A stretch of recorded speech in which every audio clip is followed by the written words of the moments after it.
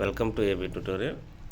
మనకి ఈరోజు తెలంగాణ రాష్ట్రానికి సంబంధించి రీసెంట్గా రిలీజ్ చేసినటువంటి ఈ యొక్క గ్రూప్ 1కి సంబంధించి ఏదైతే జాబ్స్ ఉన్నాయో ఈ యొక్క జాబ్స్లో సుమారు 503 వేకెన్సీస్కి సంబంధించి మహిళలకే ఎక్కువగా వీటిలో కేటాయించడం జరిగిందనమాట. మహిళా రిజర్వేషన్ అనేది 33% ఉండగా సెంట్రల్ గవర్నమెంట్ రూల్స్ ప్రకారం ఇక్కడ సుమారు 44% దరిదాపులుగా సగం పోస్టులు అనేవి వాళ్ళకి కేటాయించడం జరిగిందనమాట. సో దానికి సంబంధించి ప్రధానంగా ఇక్కడ రావడం జరిగింది. వీరికి ఉన్నటువంటి 33% రిజర్వేషన్ దాటుతుంది. ఇట్లయితే రిజర్వేషన్ ఉన్నటువంటి స్ఫూర్తికి భంగం కలుగుతుందంటే ఇక్కడ రావడం జరిగిందనమాట.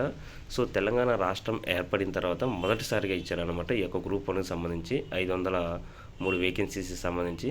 ఈ యొక్క వేకెన్సీసీలో ప్రభుత్వం తీసుకొస్తున్నటువంటి అమలు చేస్తున్నటువంటి ఈ యొక్క రిజర్వేషన్ కానివ్వండి, అదేవిధంగా రోస్టర్ విధానానికి సంబంధించి సుప్రీంకోర్టు తీర్పులకు విరుద్ధంగా ఉన్నాయంటూ ఇక్కడ రావడం జరిగిందనమాట. సో ఇప్పటికైనా ప్రభుత్వం ఈ యొక్క మహిళలకు సంబంధించి కానీ, మహిళా కోటాకు సంబంధించి, స్పోర్ట్స్ కోటాకు సంబంధించి, ఎక్స్ సర్వీస్ మెన్ కానివ్వండి, ఎన్సీసీ సర్టిఫికేట్కి సంబంధించి ఇవి ఎవరికి ప్రతి రిజర్వేషన్ ఎవరైతే ఉందో వారికి సమాంతరంగా అప్లై చేయాలంటే ఇక్కడ సుప్రీంకోర్టుకు సంబంధించి మనకి అప్డేట్ అయితే రావడం జరిగిందనమాట. ఇక పోస్ట్ బేస్డ్ రోస్టర్ విధానాన్ని ప్రవేశపెట్టాలి ఉత్తర్వులు జారీ చేసి అమలు చేయాలంటూ కూడా ఇక్కడ రావడం జరిగిందనమాట. సో మహిళా రిజర్వేషన్కి సంబంధించి 33%. అదేవిధంగా వీరి యొక్క రైట్ ఏదైతే ఉందో మనకి ఇండియన్ కాన్స్టిట్యూషన్ ప్రకారం ఆర్టికల్ 15(3) అనమాట. సో వీరి రిజర్వేషన్ పొందే హక్కు ఉందన్నమాట. సో రాష్ట్ర వ్యాప్తంగా ఉన్నటువంటి ఈ యొక్క గ్రూప్ 1 పోస్టులకు సంబంధించి 10% ఈడబ్ల్యూఎస్ ఉందన్నమాట.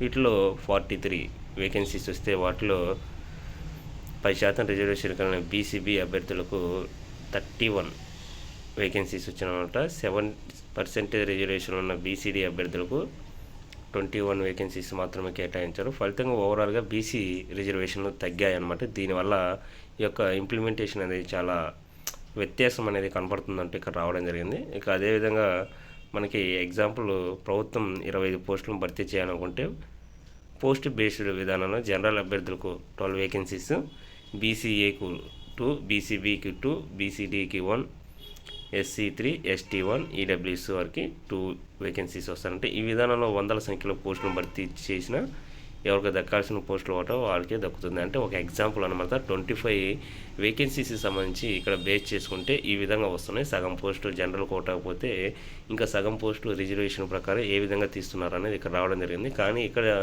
తీసుకొచ్చినటువంటి 503 వేకెన్సీస్ సంబంధించి ఈ విధానంలో ఇది తీసుకురాలేదంటూ ఇక్కడ రావడం జరిగిందనమాట. ఇక మనకి రిజర్వేషన్కి సంబంధించి ఈ యొక్క 503 వేకెన్సీకి సంబంధించి మనం ఒకసారి అబ్జర్వ్ చేస్తే బీసీఏకి జనరల్ వచ్చేవాటికి 15 అనమాట, 41%.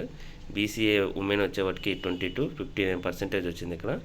అదేవిధంగా జనరల్ 15 వేకెన్సీస్ ఉన్నాయి, 46. బీసీబీ ఉమెన్ వచ్చేవాటికి 17 వేకెన్సీస్, పర్సెంటేజ్ కూడా బ్రాకెట్లో క్లియర్గా ఇవ్వడం జరిగింది. ఇక జనరల్కి సంబంధించి కానీ బీసీడీకి సంబంధించి అదే జనరల్ వేకెన్సీకి సంబంధించి బీసీఈ కానివ్వండి, ఉమెన్స్కి సంబంధించి ఎస్సీ, అదేవిధంగా ఎస్సీ ఉమెన్స్కి సంబంధించి ఎస్టీ జనరల్ కానివ్వండి, ఎస్టీ ఉమెన్స్కి సంబంధించి ఎక్కడ చూసుకున్నా సరే ఉమెన్స్కి చాలా పర్సెంటేజ్, వాస్తవానికి 33% ఉమెన్స్కి రావాల్సి ఉండగా సుప్రీంకోర్టు, హైకోర్టు తీర్పులకు విరుద్ధంగా అమలు చేయడం వల్ల న్యాయపరమైన ఈ యొక్క ప్రాబ్లమ్స్ వస్తున్నాయంటూ ఇక్కడికే 1997 వరకు వేకెన్సీ బేస్డ్ రోస్టర్ విధానాన్ని అమలు చేసిందనమాట. దీనికి సంబంధించి మనకి ఈ యొక్క జడ్జీల రాజ్యాంగ ధర్మాసనం కానివ్వండి, R K Sabharwal versus state of Punjab కేసుకి సంబంధించిన క్లియర్గా రోస్టర్ విధానం గురించి మనకి ఇవ్వడం జరిగిందనమాట. సో ఇక్కడ ఏదేమైనప్పటికీ మనకి ఇచ్చిన వేకెన్సీస్కి సంబంధించి సగం పోస్టులు మహిళలకి అనేది కేటాయించడం జరిగిందనమాట రాష్ట్ర ప్రభుత్వం. 44.7% అనేది ఉమెన్స్కి కేటాయించడం జరిగింది. గ్రూప్ 1కి సంబంధించి బీసీ ఎస్టీల్లో మహిళలకే ఎక్కువ పోస్టులు 225 వేకెన్సీస్ సంబంధించి వీరికే కేటాయించారనమాట. రిజర్వేషన్ ప్రకారం కేటాయించిన గ్రూప్ 1 పోస్టుల వివరాలకు సంబంధించి జనరల్ కానివ్వండి, ఓబీసీ మహిళ కానివ్వండి, ఇలా ప్రతి క్యాస్ట్కి సంబంధించి ఇక్కడ రావడం జరిగింది. మనం ఇప్పటిదాకా పర్సంటేజ్కి సంబంధించి కూడా దీంట్లో క్లియర్గా చెప్పడం జరిగిందనమాట. సో ఇక్కడ వచ్చేప్పటికి మనకి ప్రిలిమ్స్కి సంబంధించి, మెయిన్స్కి సంబంధించి గతంలో క్లియర్గా చెప్పడం జరిగిందనమాట. అయితే ఇక్కడ వచ్చేటి స్పోర్ట్స్ కోటాకు సంబంధించి కేవలం ఒక పోస్ట్ మాత్రమే ఉండటం చాలా ఆశ్చర్యకరంగా కలిగించిందనమాట. కేవలం 1 వేకెన్సీ మాత్రమే రిలీజ్ చేయడం జరిగిందనమాట. సో ఓటీఆర్కి సంబంధించి కానివ్వండి, మనం ఏ విధంగా అప్లై చేసుకోవాలి దానికి సంబంధించి కూడా క్లియర్గా చెప్పడం జరిగింది. సో ఇది ఈరోజు ప్రధానంగా తెలంగాణ రాష్ట్రానికి సంబంధించి మహిళలకు 33% కంటే కూడా ఎక్కువగా కేటాయించింది తెలంగాణ రాష్ట్ర ప్రభుత్వం. సుమారు సగం వరకు అనమాట. 44.7% వేకెన్సీస్ అనేవి కేటాయించడం జరిగిందనమాట. సో రాజ్యాంగం ప్రకారం ఇవ్వాల్సినటువంటి రిజర్వేషన్ కంటే ఎక్కువ ఇచ్చారంటే ఇక్కడ రావడం జరిగిందనమాట. ఇది ఈరోజు తెలంగాణ రాష్ట్రానికి సంబంధించిన అప్డేట్స్. ఇలాంటి మరిన్ని లేటెస్ట్ అప్డేట్స్ కోసం ఈ యొక్క ఛానల్ని లైక్ చేయండి, షేర్ చేయండి, సబ్స్క్రైబ్ చేయండి. Thank you.